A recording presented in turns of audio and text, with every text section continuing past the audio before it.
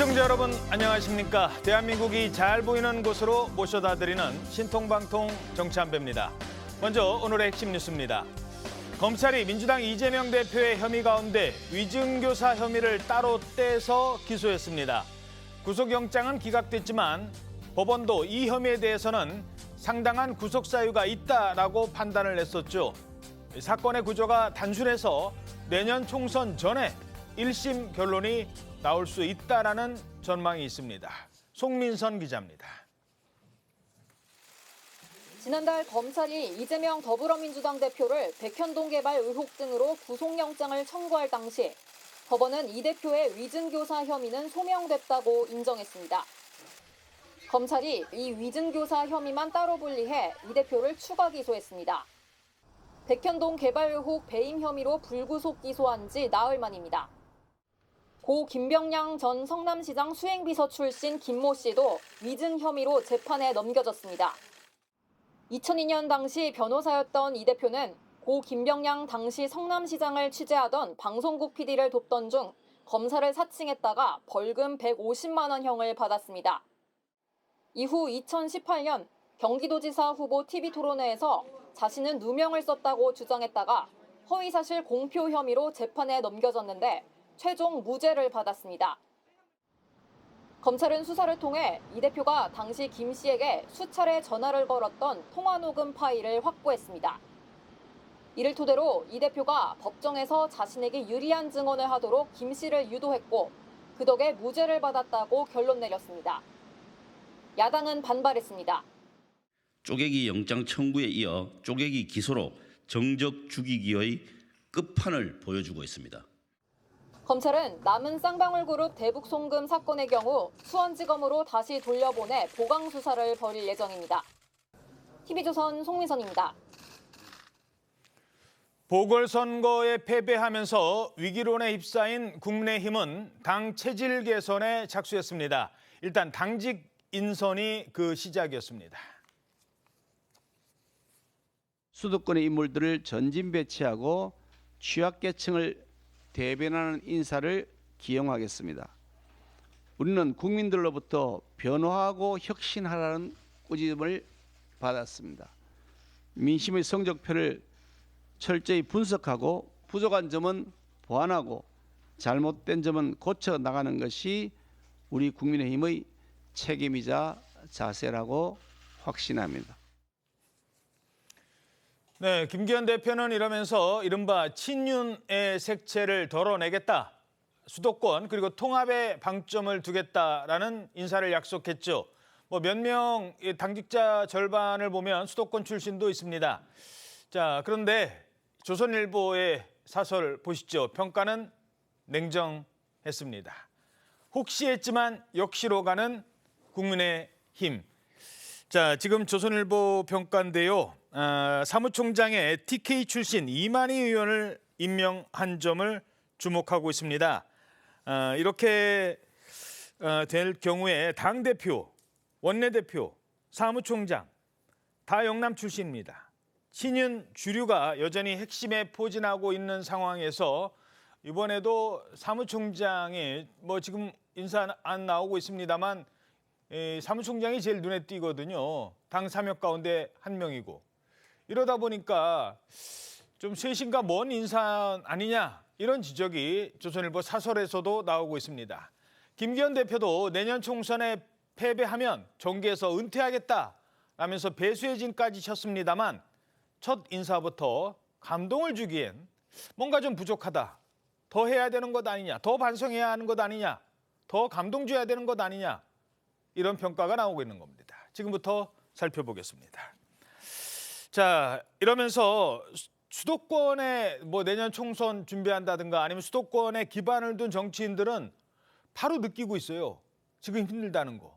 얘기 들어보시죠.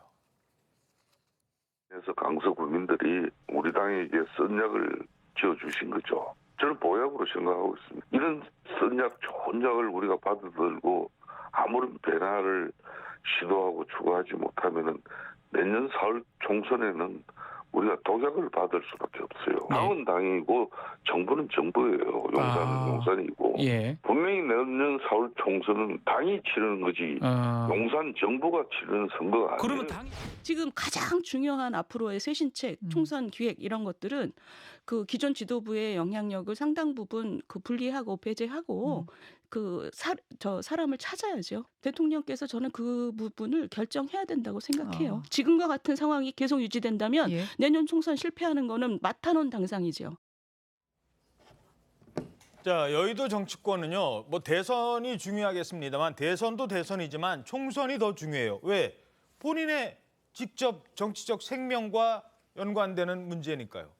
지금 그래서 수도권에서는 자, 이래서는 안 된다라는 얘기들이 나오고 있는 거예요. 자, 당에서 장해찬 최고위원 어떻게 판단하고 있습니까? 일단 저희가 임명직 당직자 전원 사퇴 이후에 수도권과 70년대생 중심의 새 인선을 했습니다만 여전히 좀 부족하다, 우려가 있다라는 언론과 여러 각계각층의 지적을 뼈아프게 또 받아들이고 있습니다. 다만 말씀드리고 싶은 것은 2기 당직자 인선이 변화의 끝이 아니라 변화의 시작이어야 한다는 점을 저희가 분명히 인식하고 있고요. 예. 남은 전략부총장 한 자리도 아마도 충청권 중심으로 물색하는 중인 것 같고 김기현 대표가 이 혁신기구라던가 총선기획단 조기 출범을 약속하지 않았습니까? 그 같은 관점에서 이 당의 어떤 혁신을 이끌 그리고 총선 준비를 할 새로운 기구에 더 많은 수도권 인사들, 외부 인사들을 적극 포진시키면서 당의 체질을 개선해 나가는데 지금부터 노력을 더 많이 경주하겠다라는 말씀을 드릴 수밖에 없고 뭐 일각에서는 이번 선거 패배 이후에 워낙 어려운 곳이었기 때문에 책임이 크지 않다는 의견도 있었습니다만 저희 지도부 내 비교적 젊은 축의 최고위원들이 나서서 저희가 정말 반성해야 된다, 쇄신해야 된다는 목소리를 냈기 때문에 이러한 또 결단까지 나오지 않았습니까? 여기서 끝이 아니라 이제 변화가 막 시작됐다는 점을 다시 한번 분명히 밝히고 싶습니다. 예. 자, 아까 그 수도권 민심 뭐 여론조사 잠시 보시죠. 이미 국민의힘과 민주당의 지지율은 역전이 됐다는 게 지금 파악이 돼 가고 있어요. 물론 뭐 이 오차범위 안에 있기 때문에 저 구체적인 수치가 중요한 게 아니라 추세라는 겁니다. 추세가 지금 꺾이고 있다. 뭐 일각에서 뭐 강서가 아니라 송파였으면 이길 것이다. 글쎄요. 지금 이 상황으로는 내년 총선 송파에서만 치르는 건 아니지 않습니까? 게다가 이번에 인선 때도요. 원래는 이만희 사무총장이 아니라 박대출 정책위 의장 얘기도 있었대요. 그러다가 뭐 바뀌었다는 얘기도 나오고 있습니다. 그 과정 잠깐 들어보시죠. 보도 보신 걸로 알고 있는데 사무총장이 원래 박대출 의원이었다는 인사안이 조수진 최고 카톡 그 화면에 좀 잡혔거든요. 좀 바뀐 배경이나 좀 고심하신 부분. 새로운 인사 혁신에 그런 뭐 전면적인 쇄신의 그런 문제도 있고 또 지역적인 배려도 있고 그랬습니다. 지역이라 하면 사실 이만희 그 정도 영남 그 지역인데 정도 하죠. 예. 자, 지금 뭐 SNS 하다가 그게 포착이 됐다 카메라에 바로 저 장면이거든요. 저 내용이 뭐 조수진 의원 최고위원과 지금 당 그 여의도 부원장이죠. 김성호 부원장 두 사람 사이에 뭐 카톡이라던데 저게 어떤 관련이 있어서 변화가 생긴 거예요? 일단은 이 핸드폰 화면 사진 찍히는 거는 매번 벌어진 일인 것 같은데 좀 더 주의해야 된다라는 생각을 우선 하고요. 다만 저기에 박대출 전 정책위 의장이 포함되어 있었던 건 초안이라고 할 수 있죠. 뭐 우리 대본 같은 경우도 초안이 있고 최종안이 있지 않습니까? 예. 그러니까 저 초안을 가지고 조수진 의원과 김성호 전 여의도연구원 부원장이 대화를 주고받았던 것 같은데 그 이후에 또 여러 의견이라던가 뭐 지역 안배라던가 또는 이 전임 고위 당직자가 다시금 기용되는 것에 대한 우려라던가 이런 부분을 두루두루 고민해서 김기현 대표가 거의 밤잠을 못 자고 마지막에 또 이만희 의원으로 사무총장직을 결정한 걸로 알고 있습니다. 그래서 이미 결정된 안을 가지고 저희가 또 조선일보 사설처럼 회초리를 치는 지적도 받고 변화를 더하기 위해서 노력을 해야지 그 초안을 가지고 뭐 지금 와서 이야기하는 건 크게 의미 있는 일은 아니라고 생각합니다. 예. 자, 뭐 어찌됐든 지금 원내대표의 대표 그다음에 사무총장 영남 출신 이건 좀 앞으로도 좀 부담이 될 것 같은데 어떻게 보십니까? 전체적인 밑그림이 과연 이번 강서구청장 선거 패배에 대응하는 당의 올바른 자세가 맞는 것인가에 대한 지적이 있다고 봅니다. 사실상 본인이 사퇴의 뜻을 표했는데도 불구하고 박대출 정책위 의장을 사무총장으로 돌려막게 하고자 했다. 근데 이분이 역시 TK다 또는 내지는 영남권이다. 이런 구체적이고 지엽적인 것에 과연 국민들이 얼마나 인지하고 관심이 있을까요?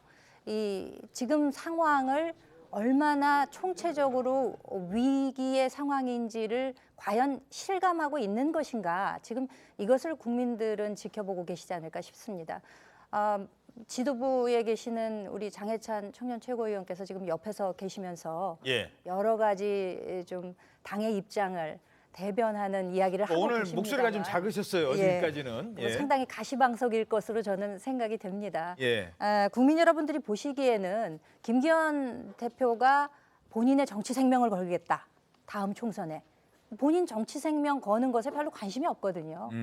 지금 국민의힘이 어느 정도의 위기 상황인가 도로 3년 전으로 돌아갔다는 분석이 있지 않습니까? 예. 강서구청장 선거에 나타난 민심이라고 하는 것을 제대로 직시하고 이에 대응하는 제대로 된 처방을 내리지 않는다면 과연 임명직 이 위원들 이거 바꾼 거 가지고 효과가 있을지 저는 참 그게 의문이 아닐 수 없습니다. 예. 자, 그런데 이런 상황에서 지금 언론을 통해 다시 거론되는 인물이 있습니다.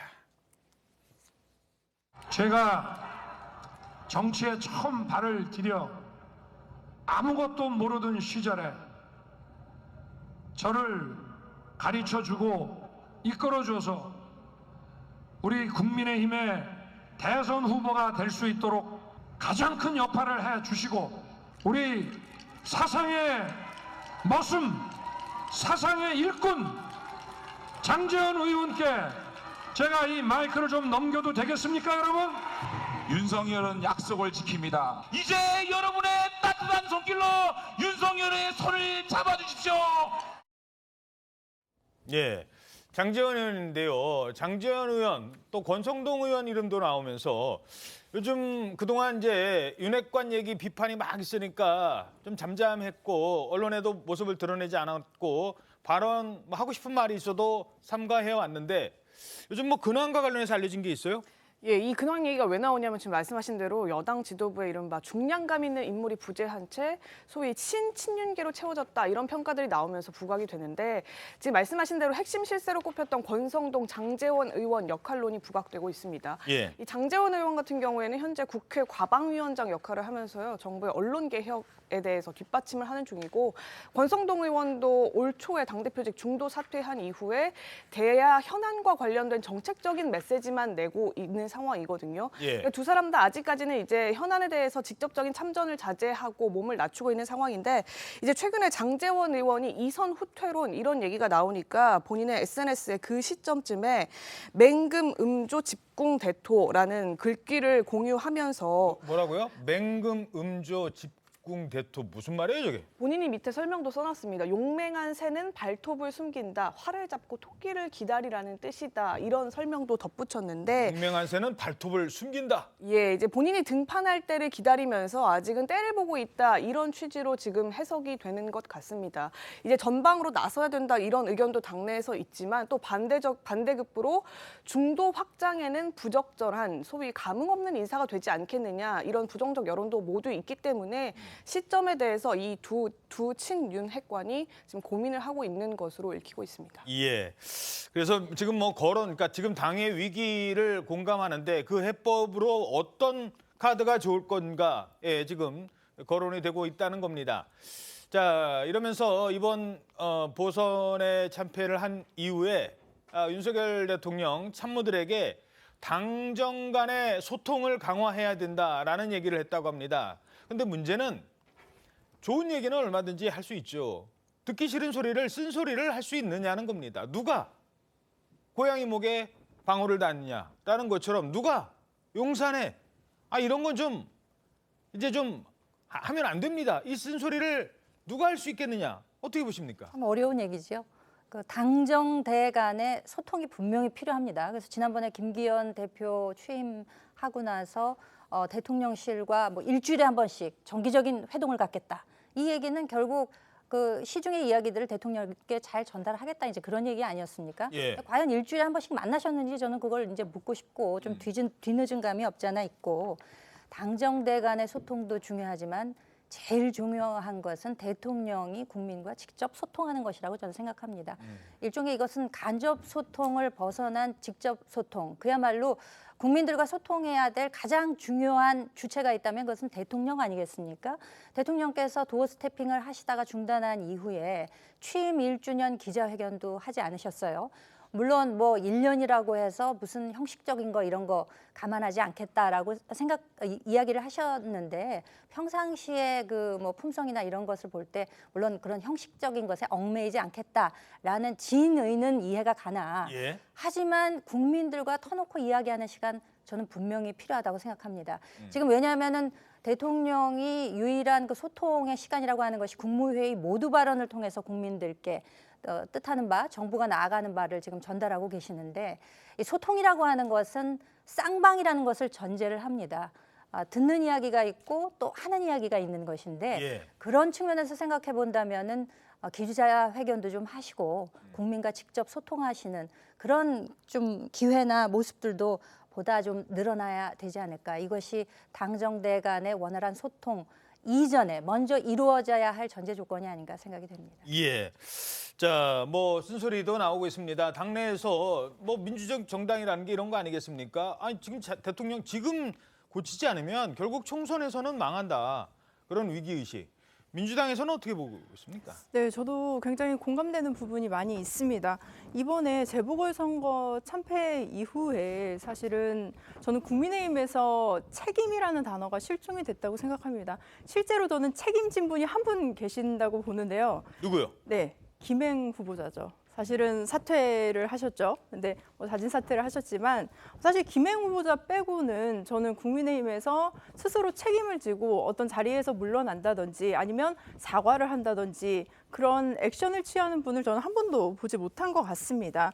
그리고 실제로 뭐 그 강서구가 뭐 국민의힘이 원래 어려웠던 지역이다라고 실제로 말을 하고는 있지만 지난번에 윤석열 대통령이 7%가 이겼던 그 마곡 지역에서는 이번에 16.1% 정도 이제 패배를 했습니다. 그렇다면 민심이 많이 돌아섰고 윤석열 대통령이 말하는 소통이라는 것, 바로 국민과의 소통, 국민과의 대화, 그리고 특히 그 마곡 지역은 30대 그리고 중산층이 굉장히 많은 지역이거든요. 그러면 젊은 사람들이 많이 돌아섰다는 얘기인데 왜 그들이 돌아서야 했는지 그 민심을 읽어야 하고 오히려 과학적인 그런 데이터, 그런 통계를 좀 읽어야 하지 않을까 싶고요. 그리고 한 가지 더 말씀드리고 싶은 것은 지금 국민의힘의 그 현역 의원들이 주로 뭐 영남권에 많이 있고요. 수도권에 많이 없으신데 그리고 또 호남권에도 많이 없으시죠. 그렇다면 좀 전국 정당으로 거듭나기 위해서 또 전국의 국민들의 목소리를 듣기 위해서는 저는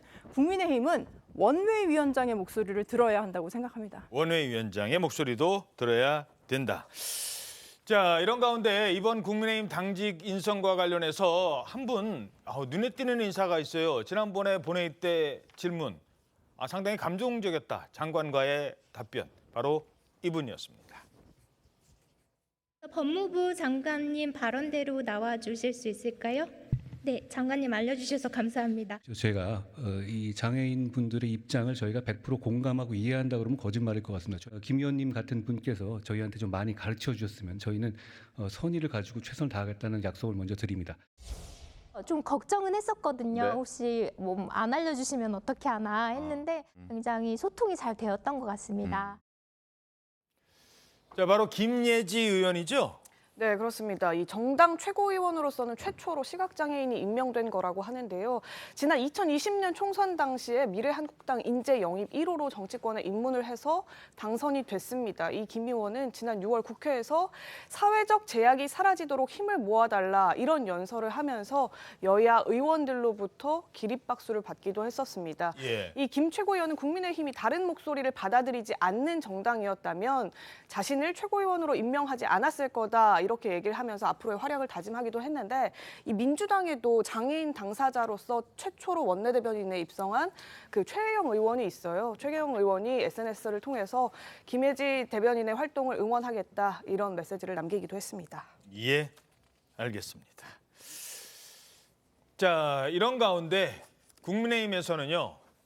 이 두 사람이 또라는 말, 뭐 구원이 있습니다만 이 두 사람의 관계가 계속 불거지고 있어요. 총선 패배의 책임을 놓고 안철수 의원 그리고 이준석 전 대표가 상대방을 향해서 원색적인 비난까지 쏟아내며 옥신각신 설전을 이어가고 있습니다.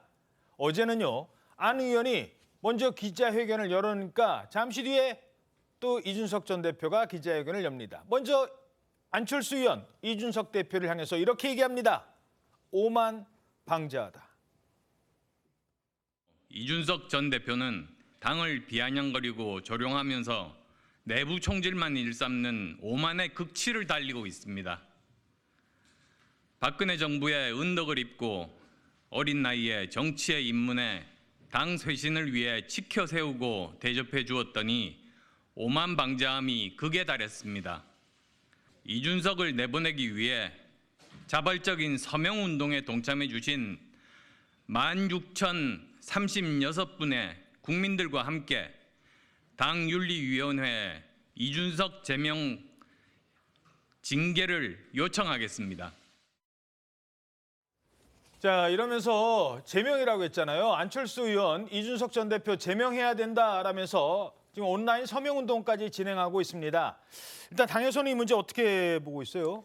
당 지도부가 공식 의견을 밝힐 문제는 아니고요. 다만 주말 사이에 굉장히 많은 당원과 국민들이 이 서명에 참여했다는 걸 이 전 대표도 좀 무겁게 받아들였으면 합니다. 근데 아시는 것처럼 자기 문제는 절대 반성 안 하는 분이니까 별로 심각하게는 생각 안 하실 것 같은데요. 예.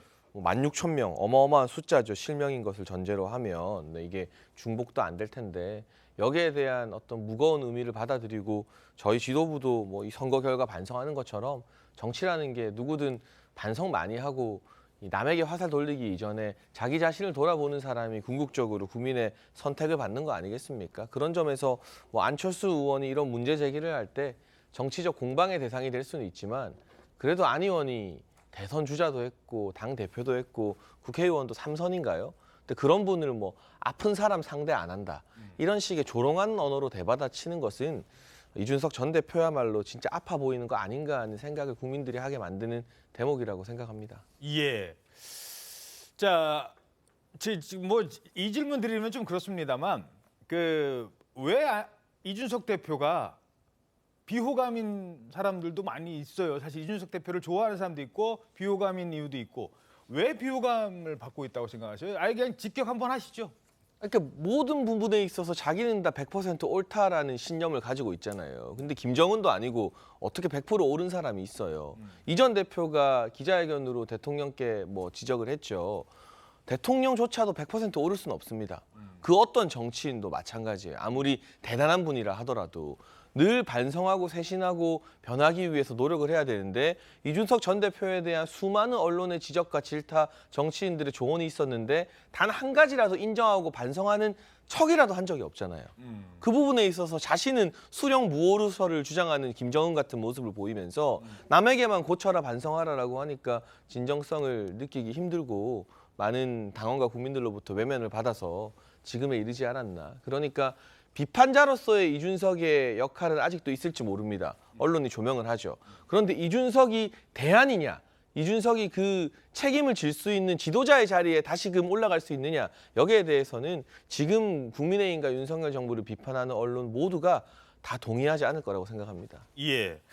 자, 그런데요. 안철수 의원 기자회견 이렇게 하고 나서 좀 뭐 우는 모습 나왔습니다만 바로 그 자리에 40분 뒤에 같은 자리에 섭니다. 국회 기자회견장에. 그리고서는 이렇게 했습니다.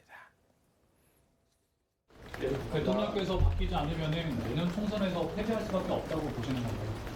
저는 선거 중독자입니다. 선거 맨날 고민합니다. 그런데 없습니다. 네. 대통령께서 지금의 정책 기조와 국정 기조를 바꾸지 않으시고 선거를 이길 수 있는 방법이 있으면 저라도 그렇게 하고 싶었을 겁니다. 자, 참고로 조금 전에 장해찬 최고위원 얘기 들었는데요. 장해찬 최고위원은 이준석 대표가 당 대표에서 물러난 뒤에 선거를 통해서 최고위원 자리에 올랐고요. 이준석 대표 체제에서 대변인을 하셨죠. 김현주 박사님, 어떻게 보십니까?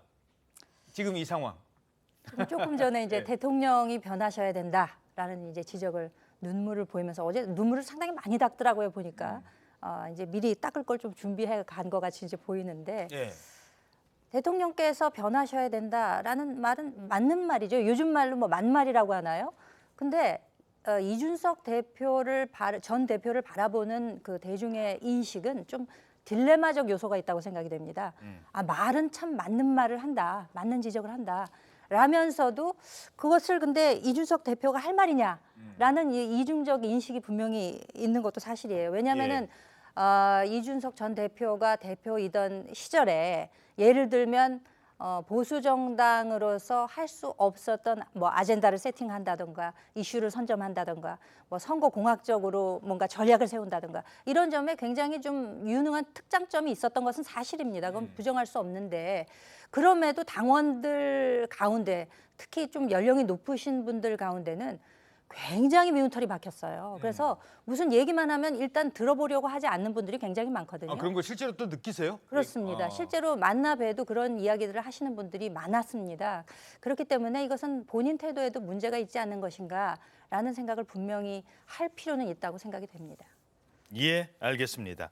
자, 어찌됐든 내년 총선을 앞두고 당내 갈등, 뭐 민주당은 비명계와의 문제, 뭐 수박, 개딸 이런 문제, 그리고 국민의힘은 지금 이준석 전 대표 등과의 이 관계, 이게 국민들에게 어떤 눈으로 비칠지도 생각해 봐야 될 것 같습니다. 자, 이번엔 민주당으로 가보도록 하겠습니다. 강서구청장 보궐선거 이후에 웃지 못하는 거는요, 민주당도 마찬가지랍니다. 왜일까요? 아니 뭐 영장도 기각됐겠다, 선거도 이겼겠다, 이제 앞으로 모든 전국을 휘어잡고 나갈 거라고 생각을 했는데 건강 상태를 이유로 지금 당무에 복귀하지 않고 있습니다. 이재명 대표가. 그래서 어제 어제 월요일이니까 그동안 많이 이제 쉬셨으니까 회복도 많이 됐겠다, 어제부터 출근하겠지라고 했는데 어제는 나오겠지 했는데 어제도 결국 나타나질 않았습니다. 무엇을 이 대표는 고민하고 있는 걸까요? 대표 여의도 복귀는 좀 언제쯤으로 좀 날짜를 정확하게 점치기가 어렵습니다. 지금 뭐 건강 상태를 봐서 무리가 없다 싶으면 뭐 언제라도 당분에 복귀하겠다고 하는 게 대표님 의지인데 현재 이제 건강 상태가 그만큼 따라와 주지 못해서 주중복귀 상황을 보고 있습니다. 주중복귀 안 됐어요.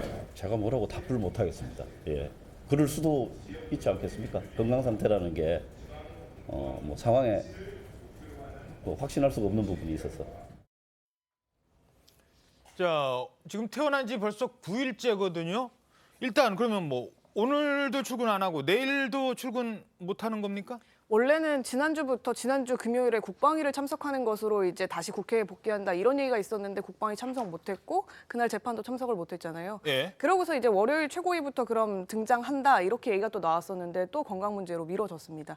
오늘도 마찬가지로 그 건강상의 이유로 이제 당무에는 복귀를 하지 못하고 이제 관계자 얘기로는 어제 이제 건강을 다시 추스르고 오늘부터는 나오시려고 했는데 어제 갑자기 더 건강이 악화되어서 복귀를 못 하실 것 같다. 그리고 복귀 시점에 대해서도 이번 주가 될지 오늘이 될지 내일이 될지 다음 주가 될지 아직 불투명한 상황이다. 지금 이렇게 얘기를 하면서 다음 주가 될지도 모른다? 예, 다음 주 얘기까지 하더라고요. 그래서 다음 주에 복귀를 할지 뭐 다음 주에 복귀도 사실상 안 되는 걸지 모르는 상황인데 이제 얘기로는 단식을 하면 보통 단식 기간보다 한 1.5배 정도는 더 보식의 시간을 가져야 된다라는 게 이제 뭐 의료진의 얘기라고 하면서 이제 그런 회복 시간을 그러니까 국회에 나와서 할 것이 아니라 자택에 좀 더 머물면서 충분한 회복을 하는 것이 좀 더 좋겠다는 판단이었다. 잠깐만요. 죄송한데 오늘 재판이 있는데 참. 예, 오늘 10시 반에 대장동 재판이 있는데요. 이 재판에는 참석을 한다고 합니다. 재판에는 이제 참석을 꼭 해야 되는 재판이니까. 예, 그것도 이제 연기를 시도해 보려고 했던 움직임도 있었는데 그게 재판부에서 허락되지 않아서 그냥 오늘은 출석을 하는 걸로 하고요. 다만 이제 출석할 때 어떤 입장 표명이나 메시지를 내지는 않을 계획이라고 알려왔습니다. 그렇군요. 자, 이재명 대표의 복귀가 늦어지는 이유 어떻게 분석하십니까? 뭐 건강상의 이유도 당연히 있겠습니다만 강서구청장 선거 유세는 가고 당무는 보기 어렵다. 그리고 최소한 국회의원이 세금으로 월급 받는 이유 중에 가장 중요한 게 국감이거든요. 행정부에 대한 견제와 감시인데 국감을 팽개치고 있는 것은 납득하기 어렵죠. 그런 점에서 저는 두 가지를 좀 짚어보고 싶은데요. 일단 민주당 내부에서 이재명 대표가 뭐 지팡이를 짚고 있는 모습이나 좀 병약해 보이는 모습이 국민적 이미지상 나쁘지 않다는 판단을 한 것 같아요. 약간 모습을 보여주는 게 네, 그동안 이재명 대표가 굉장히 강한 캐릭터를 가진 정치인이었잖아요. 예. 그런데 이번에 소위 말하는 단식 이후에 약자 코스프레를 하는 게 좀 이재명 대표의 강한 이미지, 독한 이미지를 희석시키는데 도움이 된다라는 정무적 판단을 했을 가능성이 좀 높다고 보고요. 예. 두 번째는 오늘 재판은 간다고 하지만 이 재판 지연 전략을 계속 펼칠 것 같습니다. 공직선거법 재판 같은 경우도 한 차례 국감을 이유로 불참했는데 예. 정작 그날 국감에는 안 갔죠. 그렇죠. 그래서 판사가 다음 재판부터는 피고인 없이도 진행하겠다라고 엄포를 놓은 상황인데요.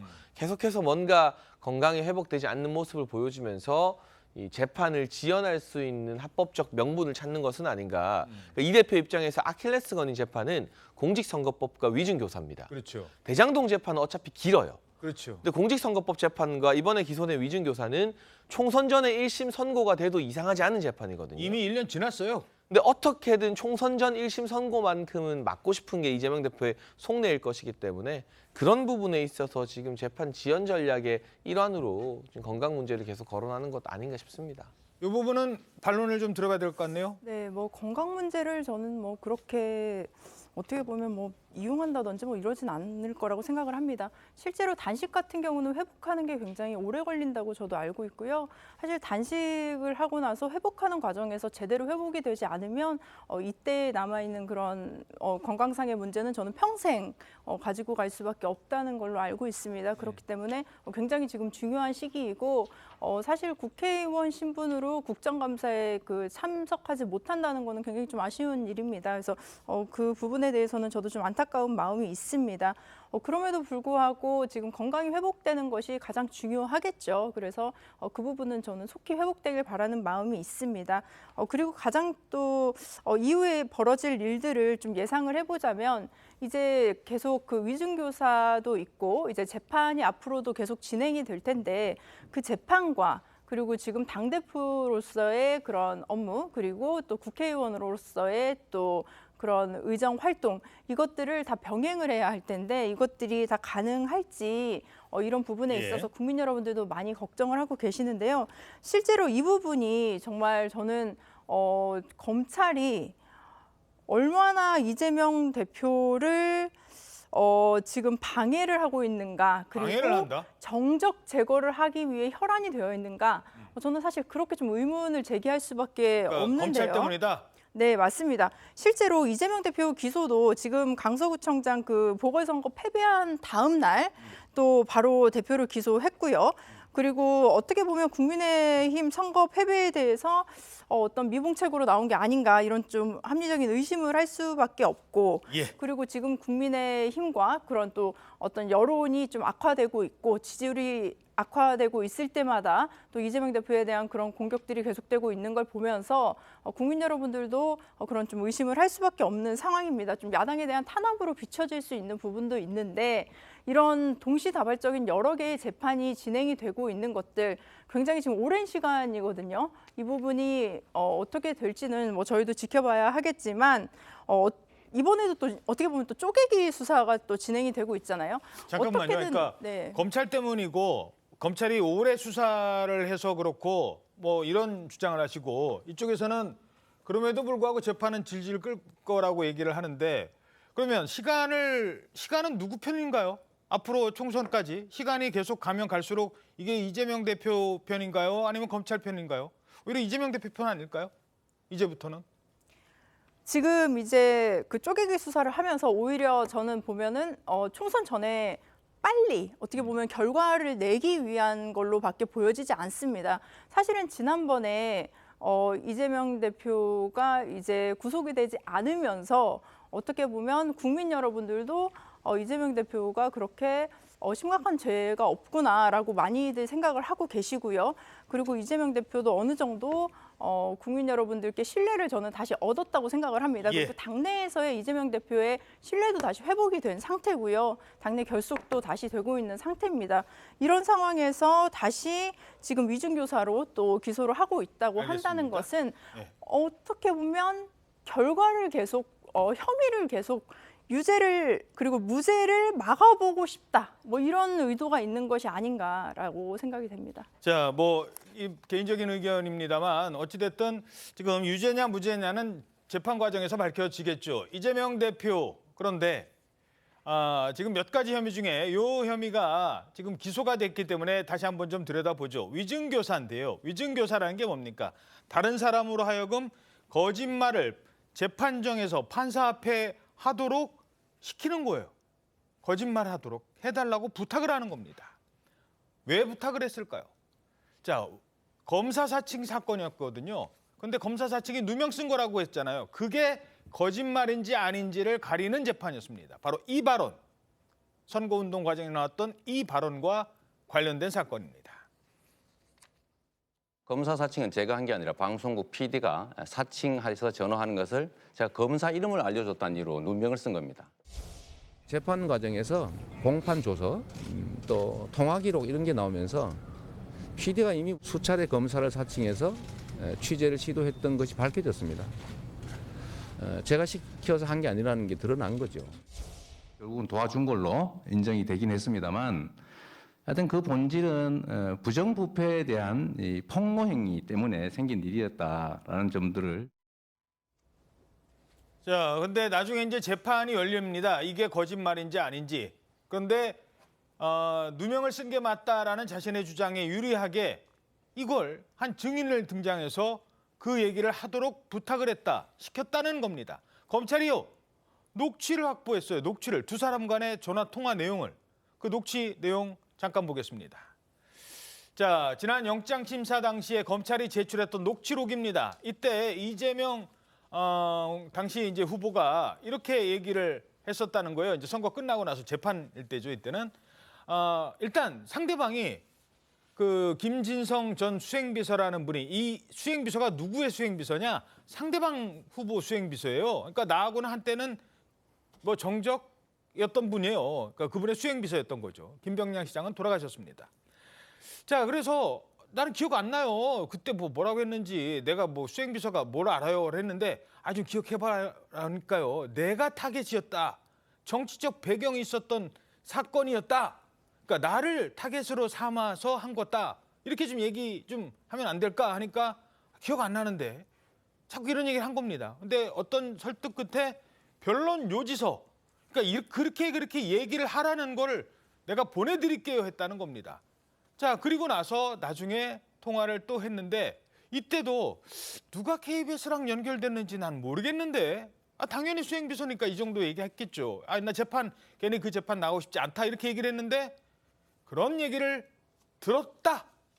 들었다라고 해주면 되지 뭐 라는 내용이 두 사람의 통화 내용에 있었다.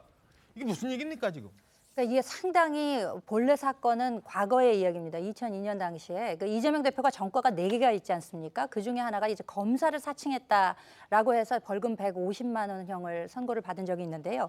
이것이 이제 한참 후에 2018년 지자체 선거에서 경기도지사에 나가서 경선 당시에 TV 토론에서 그것에 관해서 물어보니까 그거는 나는 누명을 썼다라고 이야기를 한 거예요. 그렇죠. 그러니까 본인이 주범이 아니라는 얘기인데 그런데 당시에 판결문을 보더라도 그 이재명 대표가 주범이라는 것이 명확합니다. 왜냐하면 선고양도 본인이 벌금 150만 원을 받았고요. 그 같이 그때 공모를 했다고 하는 KBS PD의 경우에는 선고유예가 나왔습니다. 예. 그러면서 당시에도 김병량 시장과 통화하는 당시에 검사 이름도 가르쳐주고 그리고 그 사람이 사투리를 쓴다라는 내용도 이야기해주고 이런 질문을 해라.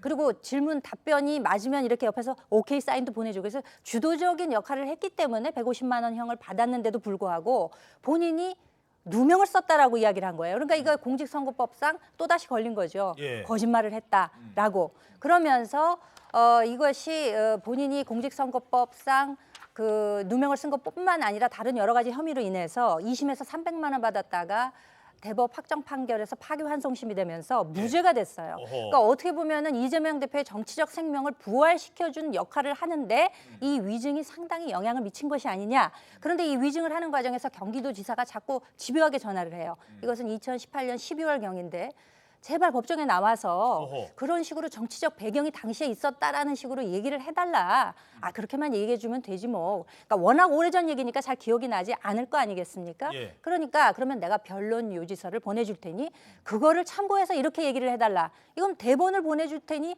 그렇게 연기를 해달라라는 식이기 때문에 이 위증이라고 하는 것은 상당히 중요한 사법 방해입니다. 예. 그렇기 때문에 형법상 그 징역 5년 이하 그 중형에 처할 수 있기 때문에 이것은 경기도지사라는 직위를 이용해서 재판에서 본인에게 유리하도록 거짓말을 해달라 강압적으로 요구를 했기 때문에 상당히 좀 결론이 빨리 나올 수 있는 그런 사건 구조가 아닌가 생각이 됩니다. 자, 그래서 지난번에 백현동 수사 때 검찰이 소환됐잖아요. 그때 본인이 준비한 그 변론 요지서 이거 그러니까 의견을 그걸로 가름하겠습니다 하면서 얘기를 거의 안 했거든요. 얘기를 안 하다가 검찰이 이 종이 한 장을 주니까 그걸 보더래요. 뭐 했느냐? 그게 바로 이 녹취록이라는 겁니다. 본인한테 불리한 내용이 내가 이런 얘기한 내용이 다 있네? 라는 거예요. 이제 거기까지는 알려진 겁니다. 물론 이 내용의 유무죄는 좀 더 따져봐야 됩니다만 검찰의 영장과 기소 내용에 그렇게 들어가 있다는 겁니다. 문제는 이 재판 자체가 앞으로 이재명 대표의 운명에 어떤 영향을 줄까? 핵심은 빨리 결론이 난다는 겁니다. 국민일보 12면 분석 기사입니다. 자, 이재명 재판 최소 3건 동시 진행. 백현동 개발 의혹을 기소한 지 나흘 만에 또다시 기소가 됐다라면서 특히 이 위증교사 사건은 다른 사건에 비해서 간단하다. 영장이 기각됐을 때도 재판부는 어느 정도 증거를 갖췄다라고 판단을 했다는 겁니다. 이재명 대표로서는 상당히 불리할 수밖에 없는 사건인데 이 재판 결과 내년 총선 전에 1심 선고가 나올 가능성이 있다라는 겁니다. 왜 그러면 따로 했느냐? 어제도 잠깐 말씀드렸습니다만 백현동 사건 복잡하잖아요. 이거 뭐 지금 이런 재판 추세라면 2년 넘게 갈 수도 있다는 겁니다. 오래 간대요. 근데 이걸 같이 기소를 하잖아요. 이 사건이랑 같이. 그러면 이 위증교사 의혹도 간단한 사건도 그때 가야 결론이 나옵니다. 같이 기소를 했으니까. 판단은 나와도. 그러니까 그거 빼고 요거만 따로 한번 판결해 주세요라고 하니까 빨리 나온다는 거예요. 자, 이 사건 어떻게 분석하십니까? 그러니까 법조인들에게 자문을 구해보니까 위증교사 사건 같은 경우는 3개월에서 4개월이면 1심 결론 나올 수 있다고 하더라고요. 일단 재판이 길어지는 가장 큰 원인은 증인이 많을 때입니다. 그러면 그 증인을 다 불러야 되고 다 들어야 되고 상반된 입장 정리해야 되고 위증교사는 증인이 딱 한 사람이에요. 위증교사를 받았다고 하는 그 전직 성남시장의 비서. 그런데 그 사람이 자백을 했잖아요. 예. 본인이 처벌받을 걸 감수하고도 자백을 한 거예요. 그리고 녹취록이라는 증거가 있고 주고받은 텔레그램 메시지도 있습니다. 그러니까 증인 증거가 다 갖춰졌고 더 부를 사람이 없어요. 그 성남시장 전 비서관 말고 부를 사람이 누가 있습니까? 이 사건에서. 그렇기 때문에 굉장히 재판이 빨리 진행될 수밖에 없고 3, 4개월 거쳐서 이 재판에서 금고형 이상의 실형, 집행유예 등이 선고되면 물론 확정은 3심까지 가야 됩니다만 이대로 의원직 상실이구나, 피선거권 박탈이구나, 자동적으로 이재명 대표가 다음 대선 주자 못 되는구나라는 판단이 민주당 안에서 쫙 설 겁니다. 그러면 총선을 앞두고 또 여러 생각을 하는 분들이 민주당 내에서 많이 나올 수 있기 때문에 이재명 대표 입장에서는 지금 진행 중인 공직선거법 재판뿐만이 아니라 이제 시작하게 될 위증교사 재판을 어떻게든 총선 이후로 꾸역꾸역 미루는 데 사활을 걸지 않을까 싶은 것이고요. 이게 보통은 6개월에서 1년 6개월의 징역이 형량으로 선고되는데 가중처벌되는 요인들이 몇 가지 있어요. 대가를 주거나 이 위증이 재판 결과에 심각한 영향을 끼쳤을 때. 그런데 대가는 김인섭, 그 허가방이라고 불린 김인섭의 백현동 인허가가 대가로 지금 재판부나 검찰이 보고 있는 것이고요. 그리고 영향을 끼쳤느냐? 이 위증 때문에 사실은 무죄 나오면서 경기도지사도 계속하고 대선 후보 당대표까지 한 거죠. 엄청난 영향을 끼쳤기 때문에 가중처벌된다고 보면 뭐 징역형이 선고되는 것을 피하기 어려울 거라는 게 적어도 제 주변 법조인들의 중론이고 민주당이 신주단지처럼 모시는 정의의 판사 유창훈 판사, 이재명 영장 기각한 그 판사마저도 이런 배경이 있으니까 이 위증교사는 혐의가 소명됐다고 말한 거죠. 예. 자, 어떻게 보십니까? 네, 저는 일단은 재판이 진행이 되고 판결이 나야지 알 수 있는 거지만 실제로 이재명 대표도 기억을 환기해 있는 대로 얘기해 달라고 했을 뿐 위증을 교사한 적이 없다라고 얘기를 했습니다. 사실 예. 위증 교사라는 것은 어떤 사실이 있고 그 사실을 알고 있는데 내가 이 사실이 아닌 다른 거짓말을 하기 위해서 그 거짓말을 그 사람에게 어떻게 보면 이렇게 좀 거짓말을 해줘 이런 식으로 해서 나의 이득을 취하기 위해서 위증을 교사하는 거죠. 근데 그런 행동이 있었는지를 판단을 해야 되는데 이재명 대표는 실제로 그 본인이 있었던 사실, 본인이 내가 정치적인 배경이 있다고 얘기해줘라. 내가 이러이러한 사실이 있었고 이러이러한 사실이 있었다라는 그 자료를 또 제출을 했던 거기 때문에 이것을 우리가 위증교사로 볼 수 있느냐 없느냐 이것조차도 좀 판단을 해봐야 되겠습니다. 거짓말을 해달라고 한 게 아니라 사실을 사실대로 말하라고 한 것뿐이다. 예, 그 부분은 이제 재판을 이제 진행이 돼야 되겠지만 저는 이제 그렇게 좀 바라보고 있고요. 그리고 사실은 이 부분은 저는 정치적인 의도가 명확하게 있다. 위증교사를 지금 검찰이 기소한 부분에 있어서는요. 지금 말씀하신 대로 사실 가장 4월 총선 전에 1심이 빠르게 나올 수 있는 부분이라 좀 말씀을 드리고 싶은데 과거에 우리가 백현동, 그다음에 대북송금, 대장동, 그다음에 성남 FC 모든 이런 의혹들이 있는 것들이 또 이렇게 또 기소가 되고 재판이 진행되고 막 이러고 있었는데 굉장히 다 오랜 시간이 걸리고 사실 그런 재판들이 진행이 되면서도 어떻게 특별히 나온 것들이 없었어요. 예. 근데 이 위증교사 같은 경우는 빨리 4월 다음 총선 전에 나올 수 있다고 아마 검찰이 예상을 한 것 같습니다. 그러면서 이번에 기소를 한 거기 때문에 이것은 어떤 이재명 대표의 죄를 묻기 위한 것이 아니라 정치적인 의도가 있는 기소다라고 저는 보여집니다. 알겠습니다. 자, 결국은 이게 판결을 통해서 드러날 텐데 법조계는 이렇게 분석합니다. 이재명 대표의 이게 의원직이 걸려 있다는 거잖아요. 지금 다음 대선에 못 나갈 수도 있는 위증 하나 때문에 그래서 더 다툼이 치열할 것이다라고 내다보고 있습니다. 2002년 검사 사칭 사건 당시에 피해자였던 김병량 성남시장이 이미 사망한 상황에서 반론을 제기할 당사자가 없다고 생각한 이재명 지사는 허위 증언을 통해서 재판을 방해하기로 계획하고 이 지사가 요구하는 대로 재판에서 위증했습니다. 이 위증은 재판 결과를 뒤바꿀 만한 위증이었고 그 결과 이재명 지사는 경기지사 임기를 무사히 마치고 대선에까지 출마할 수 있었습니다. 자, 이런 질문이 든 것도 사실입니다. 이게 위증인지 아닌지는 물론 가려지겠습니다만 만약에 위증이면 그러면 옛날에 그럼 다시 돌아가야 되나? 그 무죄 난 거 유죄가 되면 경기도지사 이 선거 과정에서 그런 거짓말을 했으면 그 경기도지사도 다시 그러면 무효가 되나? 왜 학력 위조하고 그러면은 옛날 것까지 소급하잖아요. 이거 어떻게 되는 거지 할 텐데 무죄가 나면요. 이게 내가 잘못한 게 아니라 검사가 잘못해서 나한테 무죄를 준 거다라고 판단을 한답니다. 피고인의 이익을 위해서. 그러니까 누가 거짓말을 해가지고 내가 저 사람 거짓말 때문에 죄도 없는데 유죄를 받았다. 그럼 재심도 해요. 나중에 다 끝나도. 근데 유죄인데 무죄를 받았다. 이건 재심을 또 안 한답니다. 그래서 그 사건하고 상관없어요. 경기도지사 된 거하고 상관없습니다. 다만 교사를 했느냐 안 했느냐. 앞으로 선거에 나갈 수 있느냐 못 나가느냐. 이 부분을 따진다는 겁니다. 변호사님 오고 계신데 변호사님 앞에서 죄송합니다. 이 부분부터 이제 최진영 변호사께 질문을 드리죠. 위증교사 혐의를 뚝 떼내서 백현동보다 늦게 별도로 기소한 이유 어디에 있다고 보십니까? 세 가지인데요. 첫 번째는 법대로 했다.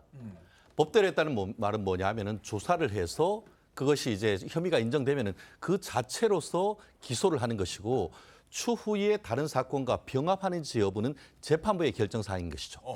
그렇기 때문에 이번 사안 같은 경우에도 대장동 이후에 이제 백현동 쌍방울, 지금 위증교사 이 세 가지가 있는데 세 가지가 각각 다른 검사들이 조사를 했기 때문에 그에 따라서 별도로 기소하는 것은 원칙대로 했다라는 점에서 의미가 있는 것이고, 나아가 이게 기존에 있었던 그 대장동 사건이나 이 그 백현동 사건은 재산범죄 아니겠습니까? 배임을 했다 이런 부분인데, 이 위증교사 같은 경우에는 재판의 공정성이라는 법익을 침해했기 때문에 범죄 자체의 법적 보호이익이 다릅니다. 그러다 보니까 별도로 따로 떼서 기소하는 것은 뭐 아무런 문제가 없죠. 나아가 지금 말씀하신 것처럼 이 사안 같은 경우에 그 구속영장 실질심사 과정에서 재판부가 제일 첫 번째 여러 가지 있었습니다만 이 위증교사 혐의는 소명되었다. 이렇게 짤막하게 얘기했습니다만 거기에 굉장히 임팩트가 있죠. 결국 다른 사안과 달리 이미 이 사건에 대해서는 재판부에서 봤을 때도 위증교사 혐의에 대해서는 사실상 입증이 끝났다라고 했기 때문에, 그러면은 다툼의 여지 없는 사건을 별도로 기소해서 신속하게 법원의 심판을 받겠다라는 그런 세 가지 어떤 입장에서 이번 재판부에서 다른 사건과 같이 한 것이 아니고 따로 떼서 중앙지방법원에 했고, 나아가 이 부분 같은 경우에는 이재명 대표의 위증교사뿐만 아니고 위증을 실제로 했던 사람과 위증교사범과 위증범 같이 묶어가지고 불구속 기소했다. 이런 점에서도 의미가 있을 것 같습니다. 같이 했다. 위증을 교사한 사람과 위증한 사람도 같이 했다. 그러니까 위증한 사람은 자기가 위증했다고 얘기하면 자기한테 나 처벌받는데 또 그걸 또 얘기를 한 거예요. 녹취록이 나와서. 사실 이 부분과 관련해 가지고는 앞으로 재판이 어떻게 될지 상당히 저도 귀추가 주목되는데요. 왜 그러냐 하면은 공범이지 않습니까? 위증교사범과 위증범. 그런데 위증했다는 그 사람 같은 경우에는 자기의 죄를 인정하고 자백합니다.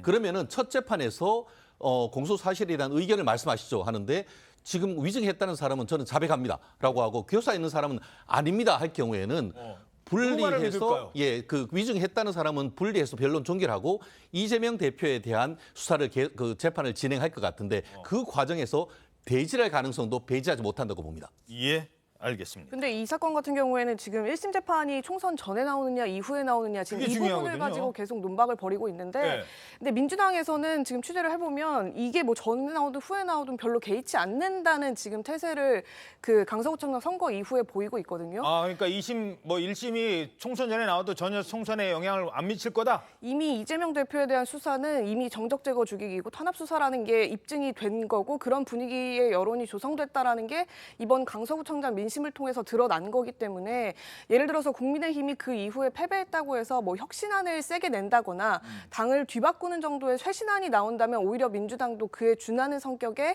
당을 탈바꿈시켜야 되는 경우가 있어서 이제 이재명 대표의 거취 문제까지도 거론될 여지가 생겨버리는데, 지금 국민의힘이 그렇게 하지 않고 계속 검찰과 연합해서 이재명 대표에 대한 수사와 재판 일정으로 계속 압박을 해오게 된다면 이거는 어떻게 보면 총선까지도 민주당한테 유리하다 이런 얘기를 하는 여론들이 생겨나고 있어요. 근데 그건 검찰이 하는 게 아니잖아요. 재판정에서 1심 판결을 내린 건데 그것도 탄압이다라고. 그렇죠. 뭐 이제 1심 결과가 나오게 되면, 근데 이재명 대표는 뭐 지금 의원직을 사퇴할 수도 있고 본인은 대선을 바라보고 움직이는 사람이기 때문에 여러 가지 가지수를 지금 놓고 다시 얘기하고 있잖아요.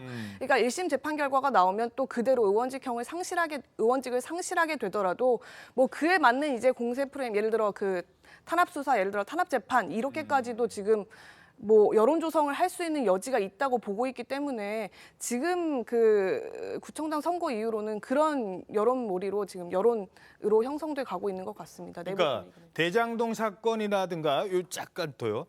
대장동이라든가 백현동인가 이런 거는 국민적 공분이 있어요. 아니 저런 옹벽 아파트를 아니면 저렇게 막 수천억씩 저 사람들 돈 받아가게 시장이 가만히 있었어라는 것과 이 부분은 선거 과정에서 잠깐 뭐 거짓말을 했는데 그게 이분의 정치적 생명을 끊을 만큼 잘못된 일은 아니다라고 판단할 수도 있다. 뭐 그렇게 보는 건가요?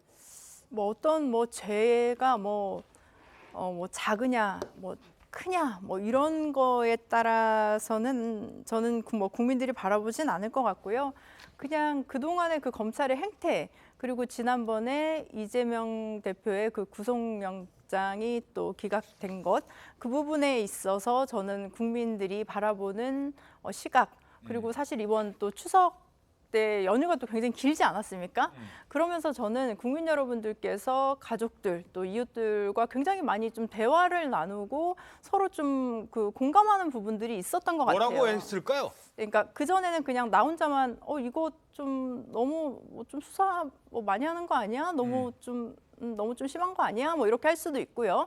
아니면 또 윤석열 후보를 지지했던 분들도 내가 윤석열 대통령을 뽑았는데 그래도 좀 계속 좀 믿어보자라고 하셨던 분들도 사실은 이번에 보니까 추석 계기로 좀 많이 흔들리셨던 분들. 영장 기각 이후에? 네, 그렇죠. 그래서 그러시면서 좀 윤석열 대통령을 뽑아오셨던 분들도 그런 분들도조차 끝까지 믿으셨던 분들조차 내가 좀 너무 좀 실망이다.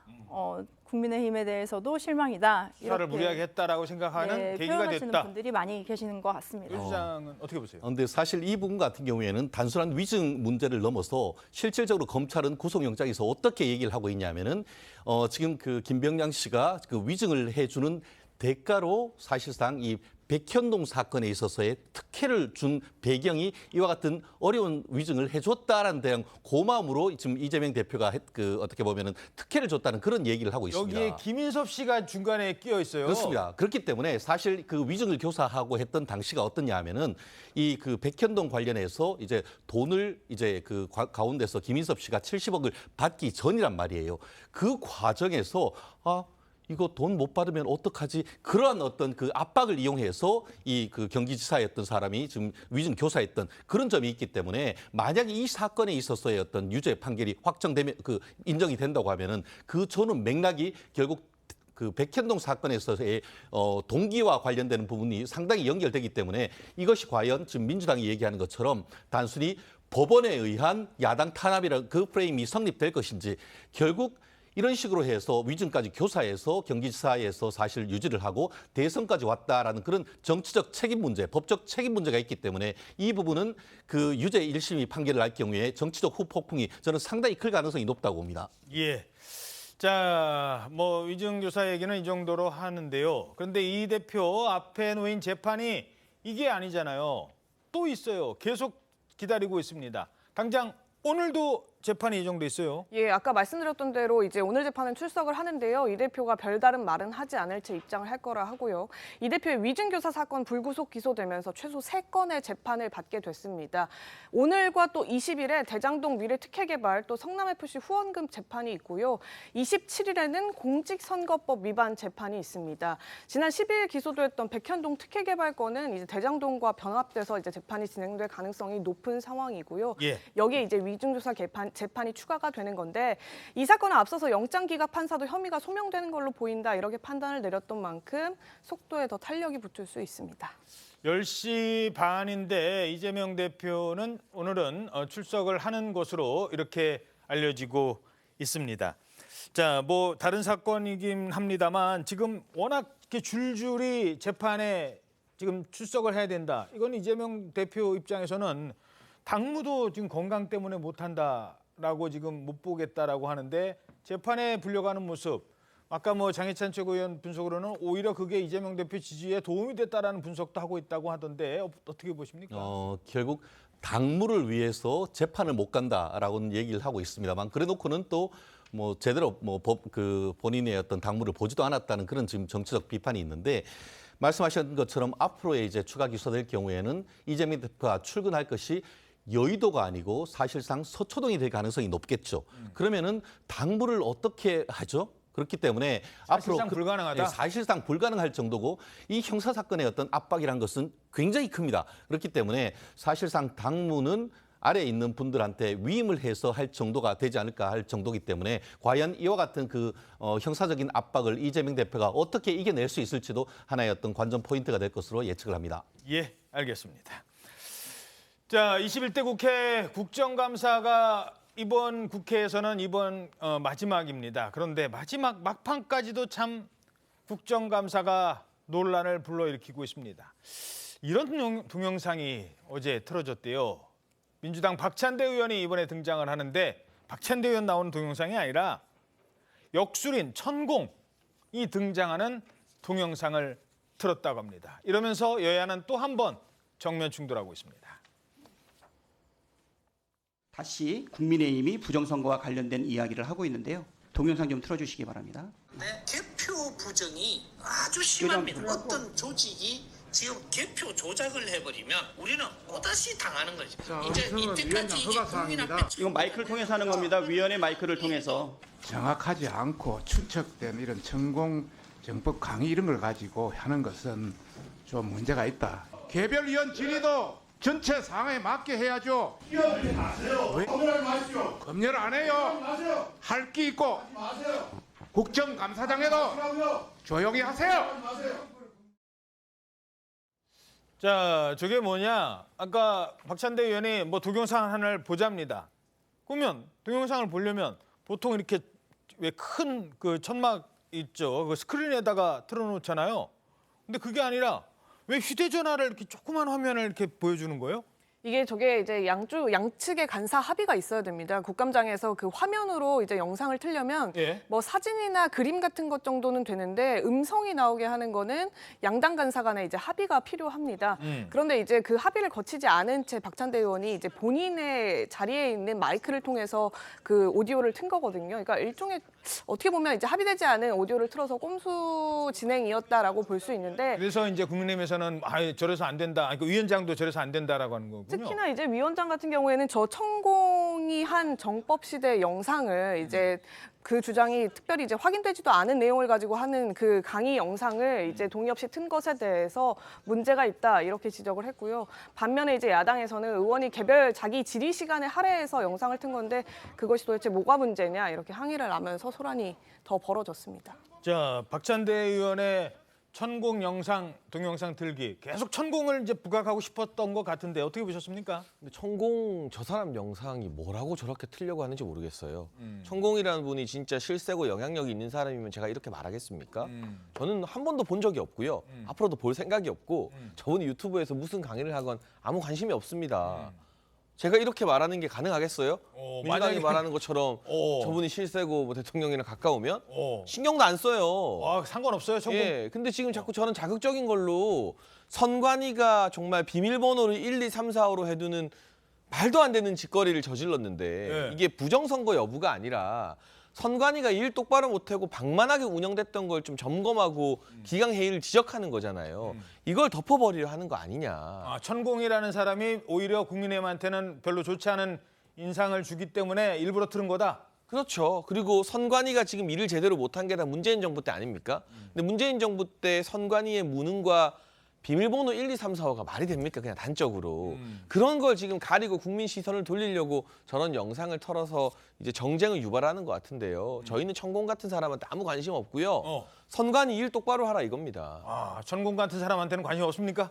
알겠습니다. 알겠습니다. 어떻게 보십니까? 네, 저는 그 천공 같은 사람한테 관심 없다. 이 부분을 대통령실이나 윤석열 대통령, 김건희 여사님께서 직접 좀 말씀을 해주셨으면 하는 바람이 좀 있는데요. 국민 여러분들께서 조금 의심하는 부분들이 있기도 합니다. 뭐 과거에 뭐 보면은 이제 뭐 도어 스태핑을 하면 안 된다. 그러니까 또 도어 스태핑이 없었고요. 그리고 뭐 그다음에 이태원 참사 때도 뭐 조문을 해야 된다 할 때도 또 조문이 있었고요.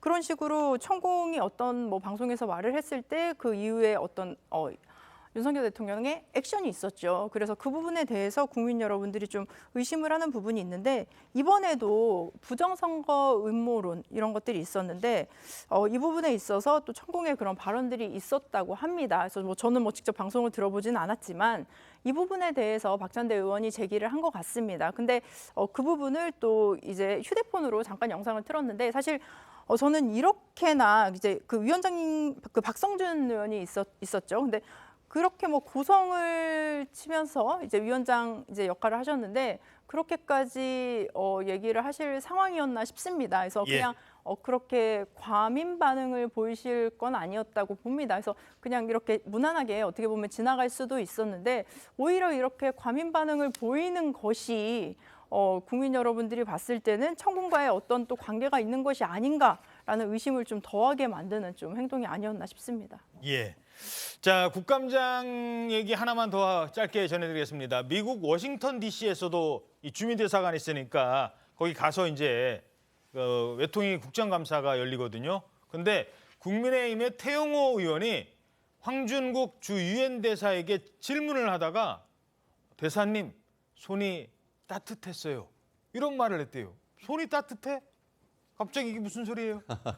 외교 안보에 있어서 그 외교관들 사이에 어떤 친소관, 친분이 얼마나 중요한지를 보여주는 하나의 핵심 장면이었다. 이렇게 얘기를 할 수 있을 것 같은데요. 예.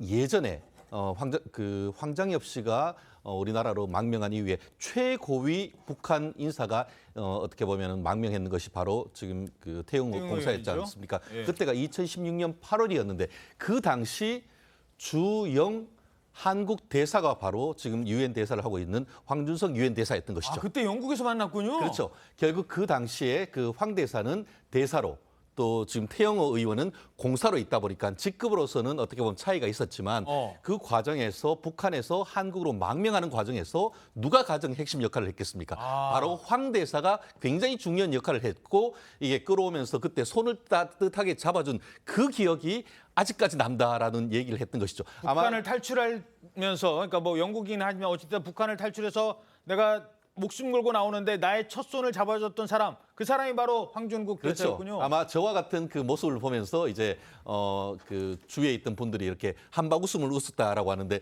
아마 저와 같은 걸 하면서 뒤에 있던 그 주미 대사는 이번 그 국감은 쉽게 넘어가는구나 하는 그런 생각을 했지 않을까 싶은데요. 예. 두 분 사이의 어떤 긴 우정 이런 부분이 저 위에 했고 다만 그럼에도 불구하고 태영호 의사 같은 의원 같은 경우에는 그럼에도 불구하고 우리가 질문할 것은 할 거다 이렇게 얘기를 하면서 나름대로 날카로운 질문을 날렸다는 후문인 것 같습니다. 예, 나중에 영화로 만들어도 재밌을 것 같습니다. 네. 다음 소식입니다.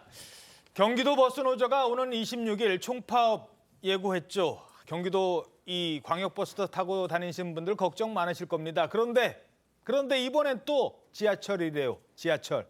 서울 지하철 이 9호선은 일반 민영이고 1호선부터 이 8호선까지는 공사가잖아요. 지하철 1호선부터 8호선. 서울교통공사 노조가 총파업을 결정했습니다. 물론 뭐 파업 직전까지는 가능성이 좀 있다고 합니다만 앞으로 큰 혼란 예상됩니다. 노도일 기자입니다. 지난 5일 동안 진행된 서울 지하철 노조 총파업 투표는 찬성 73.4%로 가결됐습니다. 서울교통공사의 인력 감축 방침에 노조 측이 안전 문제 등이 우려된다며 파업에 나서기로 한 겁니다. MG노조인 올바른 노조도 인력 감축 반대 성명을 내고 일반직 전환 문제 해결만이 유일한 길이라고 주장했습니다. 반면 서울교통공사는 2026년까지 정원의 13.5%, 2,200여 명분의 신규 채용을 줄여야 한다고 맞서고 있습니다. 서울교통공사 측은 3년 연속 1조 원대 적자를 기록해 구조조정이 불가피하다는 입장입니다. 파업이 가시화되며 시민들 반응은 엇갈렸습니다.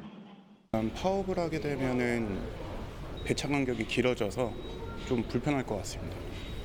네, 안전 문제나 아니면 여러 상황을 고려했을 때 공감이 됩니다. 노조 측은 오늘 서울지방노동위원회 노동쟁의 조정에서도 합의가 안 될 경우 내일 파업 경고 기자회견을 열 예정입니다. 버스 준공영제를 요구해온 경기버스노조 역시 오늘과 내일 결의대회를 열고 오는 26일 총파업에 나섭니다. TV조선 노도일입니다. 자, 다음은 지상전이죠. 이 지상전에서 초읽기에 들어갔다라는 이스라엘 소식입니다. 그런데 지상전이면 지상에서 싸우는 거잖아요. 지하에 복병이 있답니다. 이스라엘군이 치고 들어가면 지상에서는 뭐 군사력이 월등하니까 압도를 하겠죠. 그런데 그 지하로 가면 가자지구 지하로 가면 무려 500km에 걸쳐서 땅굴이 있다고 합니다. 500km 땅굴? 이게 무슨 말이에요, 지금? 저는 이게 실화냐라는 생각이 들었는데요. 제가 확인해 보니까 서울과 제주 간 거리가 430km.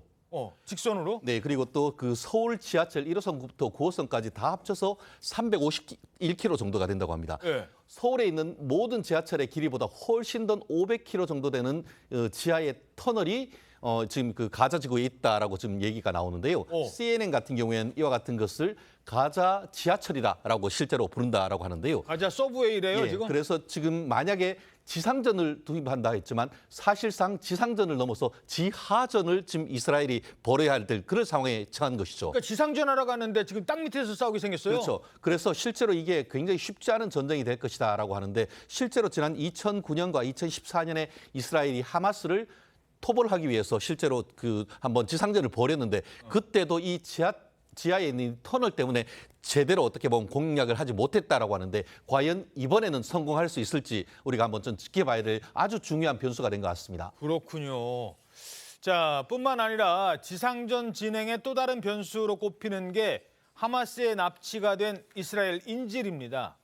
인질을 뭐 어떻게 하겠다라고 하니까 이스라엘군에 따르면 가자 지구에 잡힌 인질이 무려 199명이라고 하는데 그거보다 훨씬 더 많다. 이런 주장도 지금 나오고 있어요. 맞습니다. 그 하마스 전 수장이 깔라드 마살이 얘기를 했어요. 200명 이하 199명 아니고 200명 넘는다. 200명에서 250명이 인질에 수다하면서 중동 매체 알 아라비아 TV를 통해서 얘기했는데요. 이걸 얘기하면서 하나 덧붙였습니다. 이스라엘 감옥에 6천 명의 팔레스타인 이 포로가 있다, 인질이 있다 말하자면 그 수감자와 이번 인질을 함께 맞견해서 석방할 그런 의사를 가지고 있다 얘기를 했는데 그렇게 되면은 조금 이스라엘 그 인질에 대한 어떤 우리가 안전 우려 조금은 덜어지는 생각이 들고요. 예. 그리고 CNN이 하나를 밝혔는데 이 하마드가 이 프랑스 이스라엘 국적 21살 여성의 모습을 공개를 했는데 이 여성이 누구냐? 이 바로 가자 지구에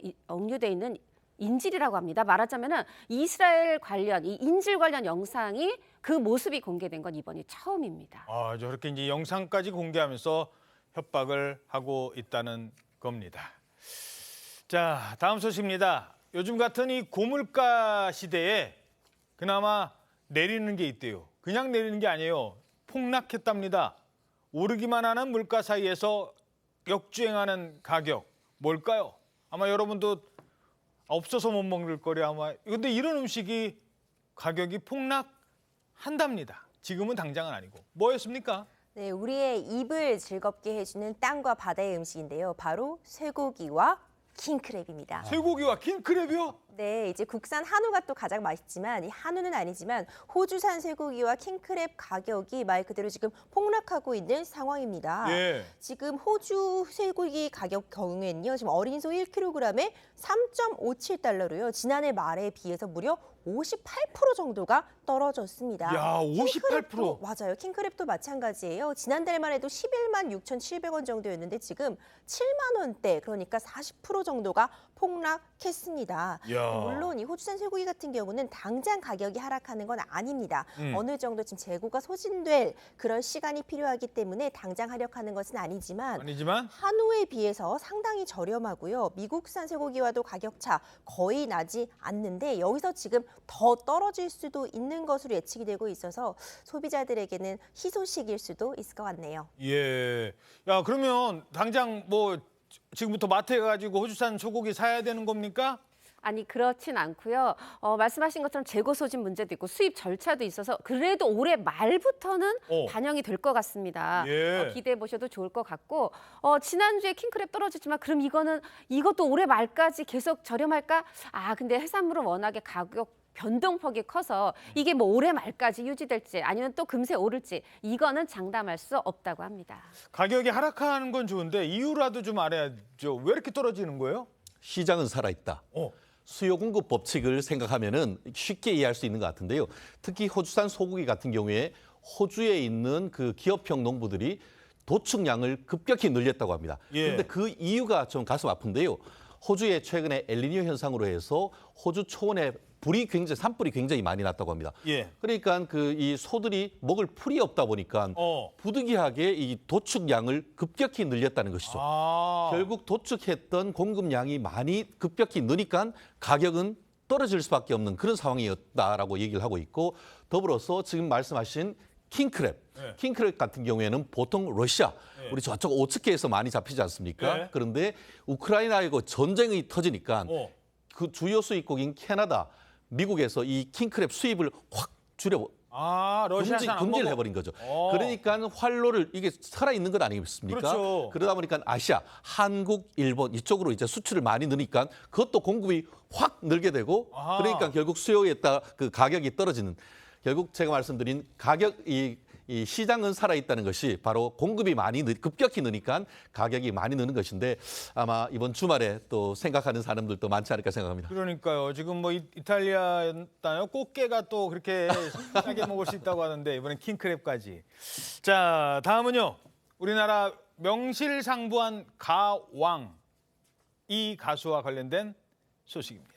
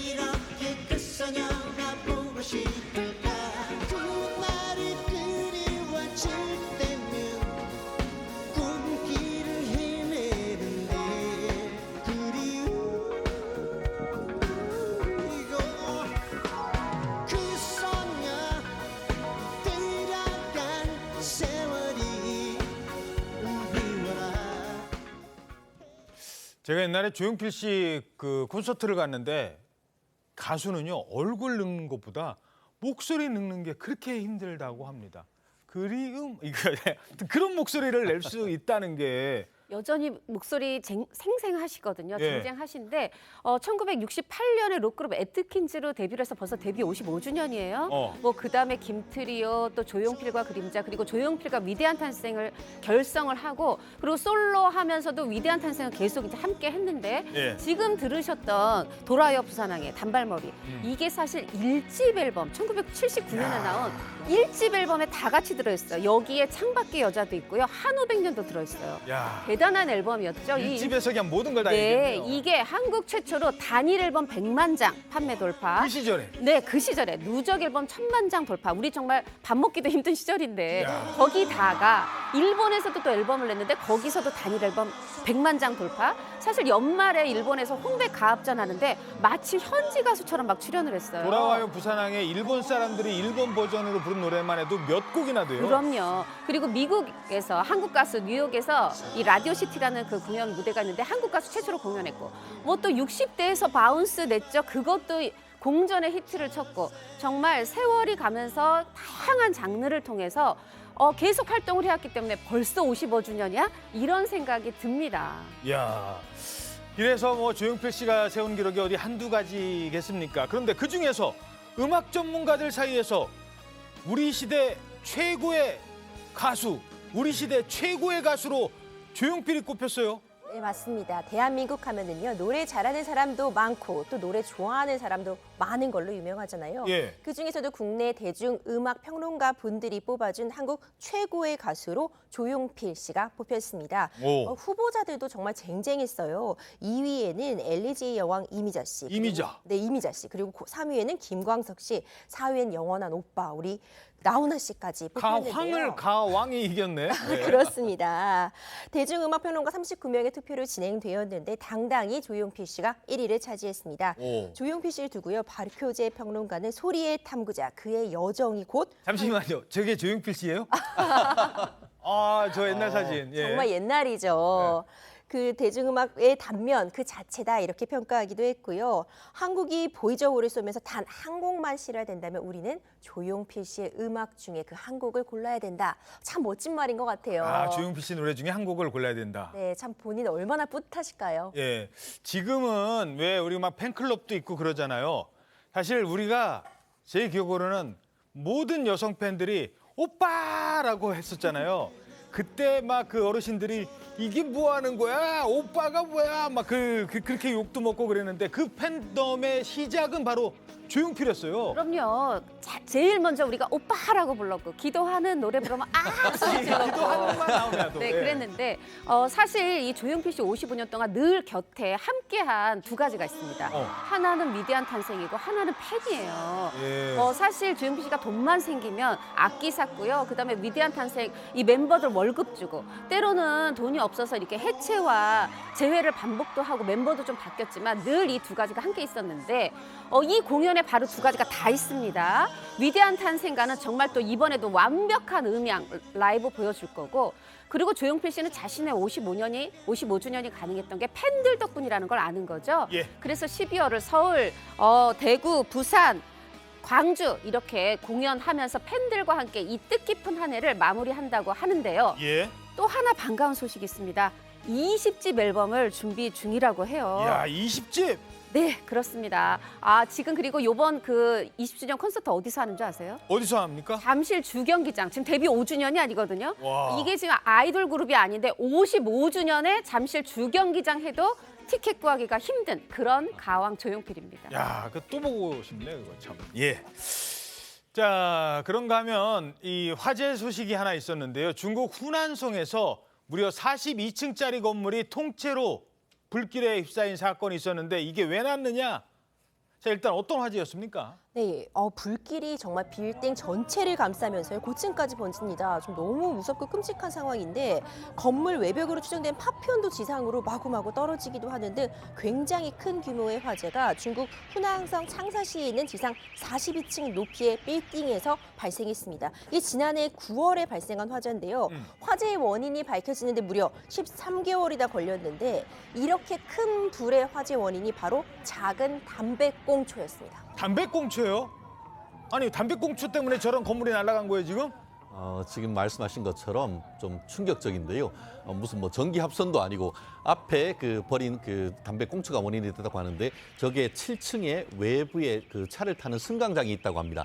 거기에서 그 사람이 버린 그 담배꽁초가 인근에 있던 그 골판지와 썩은 나무 합판에 옮겨 붙었고 그것이 외벽을 타고 이렇게 쭉 올라가는데 외벽이 방화 처리가 안 돼 있다고 합니다. 그래서 이게 꿀뚝 효과로서 순식간에 위로 이제 고층으로 올라갔었는데 지금 효과. 보이는 것처럼 꿀뚝 효과. 꿀뚝 효과. 이게 상승기를 타면서 꿀뚝 효과를 했는데 마치 우리나라 2010년에 해운대 고층 화재를 보는 그런 딱 느낌이었는데 다행히 저기에 사망하거나 어떤 인명 피해는 없었다라는 것도 그나마 천만다행이었던 것 같습니다. 예, 알겠습니다. 저희는 1분 뒤에 돌아오겠습니다.